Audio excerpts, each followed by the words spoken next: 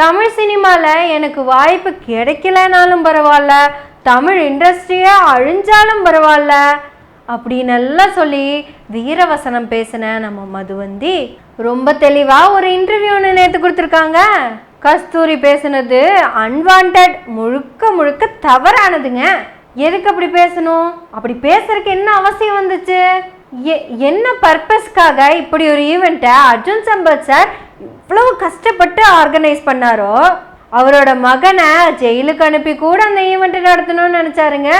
இவ்வளவு சிறப்பு மிக்க, இந்த வரலாற்று சிறப்பு மிக்க இந்த நிகழ்வுல அடுத்த நாள்ல இருந்து அந்த புனிதமான நிகழ்வை பத்தி பேசாம எல்லாரும் அந்த ஒரு கலிசடை பத்தி பேச ஆரம்பிச்சிட்டீங்க. பிராமணர்களை பத்தி பேசாதீங்க, கொச்சப்படுத்தாதீங்க, அசிங்கப்படுத்தாதீங்கன்னு சொன்னதுக்கு தான் அந்த மீட்டிங். அந்த மீட்டிங்ல நின்னுக்கிட்டு தெலுங்கு சமுதாயத்தை கொச்சப்படுத்தினா அப்புறம் என்ன? What is the purpose? Kasthuri யாருங்க? முதல்ல கஸ்தூரிக்கு எனக்கு என்ன சம்மதம்? கஸ்தூரி என்ன தூய பிராமணருக்கு பிறந்த பெண்ணோ? சம்பந்தமே இல்லாம உள்ள வந்து மொத்த ஆட்டத்தையும் களைச்சு விட்டு போயிருச்சு. இந்த மாதிரி எல்லாம் அவங்க பேசல, ஆனா கிட்டத்தட்ட இதே மாதிரி தான் பேசினாங்க. கஸ்தூரி தலைமறைவா இருக்காங்க, கஸ்தூரி மேல எஃப்ஐஆர், கஸ்தூரி மேல கேஸ், கஸ்தூரி இதை பேசினாங்க. கஸ்தூரி ஏன் வந்துச்சு? அவங்க பேசினதுனால தானே வந்துச்சு. தெலுங்கு கம்யூனிட்டி அட்டாக் பண்றதுக்கும் அந்த சப்ஜெக்ட்டுக்கும் என்ன support? Where is the connect? எங்க கஸ்தூரி வந்தது உங்களுக்கெல்லாம் ஆதரவா பேசுறதுக்கு தான். உங்களுக்கு யார் எதிரானவங்களோ அவங்கள கொஞ்சம் லிமிட்டை தாண்டி கூட பேசினாங்க. இதனால அவங்களுக்கு ஏதாவது பெனிஃபிட் இருந்திருக்குமா? இப்போ கஷ்டத்தை அனுபவிச்சுட்டு இருக்கிறது யாரு? கஸ்தூரி மட்டும்தான். இதுல எந்த இடத்துலயும் பங்கே எடுக்காத நீங்க சொல்றீங்க கஸ்தூரி தப்புங்க அப்படின்னு. அப்புறம் இந்த மதுரக்கார ஒருத்தர் இருக்காரு மாரிதாஸ்ன்னு, அவர் ஒரு ட்விட்டை போட்டிருந்தாரு. ஏதோ கஸ்தூரிக்கு 2 குழந்தை இருக்குது, 2வது குழந்தைக்கு ஆர்டிசம்னு ஒரு டிசீஸ் இருக்குது, கஸ்தூரி சிங்கிள் பேரண்ட், இவங்க தான் அந்த குழந்தைய பார்த்துக்கிட்டு ஆகணும். இவ்வளவும் மாரிதாஸுக்கு தெரிஞ்சிருக்கு, ஏன் இதெல்லாம் கஸ்தூரிக்கு தெரியாம போச்சு அப்படிங்கிறது தாங்க பெரிய டவுட்டா இருக்கு. அதுக்காக உங்களுக்கு குழந்தை இருக்குது, நீங்க பேசாம இருந்திருக்கணும் அப்படின்னு எல்லாம் சொல்றது அர்த்தம் கிடையாது. நீங்க பொது வாழ்க்கைக்கு வரணும், அரசியல் மேடையில் என்ன கஸ்தூரி பேசணுங்கிறது தான் எங்களோட ஆசையும். ஆனா என்ன பேசணும், யாருக்காக பேசணும்னு ஒரு விஷயம் இருக்குங்க. என்ன பேசணும், யாருக்காக பேசணும், எப்படி பேசணும்னு நீங்க அந்த ஸ்டேஜ்ல பேசி முடிச்சுட்டு அடுத்த நாள் டிபேட்டுக்கு போனீங்கல்ல, அங்க எங்க தோழர் மதிவதனி பேசினாங்கல்ல, யோசிச்சு பாருங்க. கஸ்தூரி மதிவதனி தோழர் பேசினத, அந்த ஆர்ப்பாட்டத்தை ஆர்கனைஸ் பண்ண அர்ஜுன் சம்பத்தே ஒத்துக்குவாரு. ஏன்னா தோழர் பேசுனது முழுக்க முழுக்க அர்ஜுன் சம்பத்துக்காக தான். அர்ஜுன் சம்பத்தை விட்டுருங்க, அந்த ஆர்ப்பாட்டத்துக்கு வந்த மதுவந்தியே அதை ஒத்துக்குவாங்க. தோழர் மதிவதனி மாதிரி தான் நம்ம பேசணும், அப்படித்தான் கருத்துக்களை வைக்கணும் அப்படிங்கறத அவங்களே சொல்லுவாங்க. ஏன்னா கருத்துங்கிறது தனிப்பட்ட ஒரு ஆளுக்கான கருத்தா இருக்கக்கூடாது. சமூக கருத்துக்கள் எப்பவுமே எல்லாராலையும் கொண்டாடப்படும், பார்க்கப்படும். அதுக்கு மாபெரும் உதாரணமா இருக்கிறது தான் எங்க மதிவதனி தோழர். அதே டிபேட்ல பேசின கஸ்தூரி இன்னைக்கு ஜெயில இருக்காங்க. தப்பா சொல்லிட்டேங்க. அதே டிபேட்ல யாருக்காக எதுக்காக பேசினாங்களோ அந்த ஆட்களாலேயே கைவிடப்பட்டு இன்னைக்கு கஸ்தூரி தனிமைப்படுத்தப்பட்டுட்டாங்க. அங்க பேசினவங்களே எல்லாரும் சொல்ற குற்றச்சாட்டு என்ன தெரியுமா? நாங்கெல்லாம் ஒரு 2 நிமிஷம் 3 நிமிஷம் தான் பேசணும், கஸ்தூரி மட்டும்தான் லப லப லப லபன்னு 1/2 மணி நேரம் பேசுச்சு அப்படிங்கிறது தான். 3 நிமிஷத்துல முடிச்சிருந்தா மேபி கஸ்தூரியும் நல்லா பேசினாங்க அப்படின்னு எல்லாரும் சொல்லியிருந்திருப்பாங்க போல. 30 நிமிஷம் இழுத்ததுனாலதான் முன்பின் தெரியாம பேசிட்டீங்க. அதனாலதான் உங்களை தனியா கொண்டு போய் முக்கு ரோட்ல நிக்க வச்சுட்டு அங்கெல்லாம் போச்சுன்னு போயிட்டாங்க. கஸ்தூரிக்கு உண்மையாவே இப்படிப்பட்ட ஒரு குழந்தை இருக்கு அப்படின்னா கண்டிப்பா அவங்களுக்கு ஜாமீன் கொடுத்துருங்க. அவங்களுக்கு ஜாமீன் கிடைக்கணுங்கிறதுக்காக திராவிட கழகத்தோடர்களே நாமளும் சப்போர்ட் பண்ணலாம். ஏன்னா பொது வாழ்க்கைக்கு வரக்கூடிய ஒவ்வொரு பெண்களுக்கும் பல நெருக்கடிகள் இருக்கு. அதை திறம்பட கையாளணும்னா கருத்து செறிவு ரொம்ப முக்கியம். எங்க அருள்மொழி அம்மா, ஓவியா அம்மா, டாக்டர் ஷாலினி, டாக்டர் ஷர்மிளா, பேராசிரியர் சுந்தரவல்லி, ஸ்ரீவித்யா தோழர், இப்ப எங்க மதிவதனி தோழர், இவங்க எல்லாருமே தங்கள் கிட்ட இருக்கிற கருத்துக்களை தான் ஸ்ட்ராங்கா எடுத்து வைக்கிறாங்க. அவங்க பேசுற ஒரு கருத்துமே தங்களோட தனிப்பட்ட கருத்து, தனிப்பட்ட விஷயத்துக்காக பேசிடவே மாட்டாங்க. எல்லா சமூகத்தை நோக்கி, சமூகத்துக்காக மட்டுமே.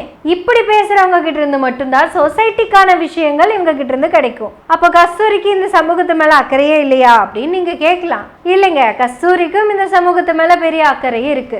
பில்கிஸ் பானு வழக்குல இருந்த குற்றவாளிகளோட விஷயத்துல எல்லாரும் சேர்ந்து ஒரு பக்கமா நின்று பேசினப்ப அந்த கூட்டத்துக்குள்ள இருந்தே இன்னொரு பக்கம் நின்று பேசுனது கஸ்தூரி மட்டும்தான். கஸ்தூரிக்கு ஏதோ ஒரு மூலையில பொது சமூகத்து மேல அக்கறை இருக்கு. ஆனா அன்பார்ச்சுனேட்லி அவங்களும் ஒரு கர்ணன் மாதிரி தான். செஞ்சோற்று கடனுக்காகவோ இல்ல சேராத இடம் சேர்ந்ததாலேயோ அனாவசியமான வார்த்தைகளை அவசியம் இல்லாம விட்டுட்டு இருக்காங்க. அதுதான் அவங்க இன்னைக்கு ஜெயிலுக்குள்ள இருக்கிறதுக்கான காரணம். யாரெல்லாம் கைத்தட்டி கஸ்தூரி ஆர்ப்பரிச்சு கொண்டாடினாங்களோ அந்த மொத்த கூட்டமும் இன்னைக்கு கஸ்தூரிய மொத்தமா கை கழுவி விட்டு போயிடுச்சு. ஓ, அப்ப இவங்கெல்லாம் கை கழுவி விட்டனாலதான் நமக்கு கஸ்தூரி மேல சாஃப்ட் கார்னரா அப்படின்னு கூட நீங்க கேட்கலாம். நீங்க கூட நினைக்கலாம் இப்படி எல்லாம் பேசி கஸ்தூரிய நம்ம பக்கம் இழுக்கிறதுக்கு ட்ரை பண்றோமா அப்படின்னு கூட நினைக்கலாம். அதுக்கெல்லாம் அவசியமே இல்லைங்க. இங்க பொது தளத்துல வந்து பேசுற ஒவ்வொரு பெண்ணுக்காகவும் நம்ம குரல் கொடுத்துதான் ஆகணும். இந்த பொது சமூகத்துல பெண்கள் வந்துடவே கூடாதுன்னு திட்டமிட்டு கட்டமைச்சு வச்சிருக்கு இந்த சமூகம். சமூகம்னு சொன்னது மதங்களை மட்டும்தான். அந்த மதங்களுக்கும் ஆதாரமா இருக்கிற கடவுள்களை மட்டும்தான். அந்த கடவுளை கட்டுப்படுத்துற மந்திரங்களுக்கு மட்டும்தான். அன்பார்ச்சுனேட்லி அதோட எண்ட் எங்க வந்து நிக்குது? அந்த மந்திரங்களை கட்டுப்படுத்துறவங்க தான். அவங்க நலனுக்காக தான் இந்த மந்திரங்களையே கட்டமைச்சு வச்சிருக்காங்க. இதுல கஸ்தூரிக்கும் வேலை இல்ல, மதுவந்திக்கும் வேலை இல்ல, நம்ம உமா மாமிக்கும் வேலை இல்லை, ஏன் நிம்மி மாமிக்கே வேலை இல்லைங்க. ஆனா இங்க தோழர் மதிவதனிக்கு பெரிய வேலை இருக்கு. என்ன வேலைன்னு கேக்குறீங்களா? இங்க கஸ்தூரியும் பேசணும், மதுவந்தியும் பேசணும், உமா மாமியும் பேசணும், நிர்மலா மாமியும் பேசணும். அப்படிங்கிறத பேசுறது தான் எங்க மதிவதனி தோழருக்கு வேலை.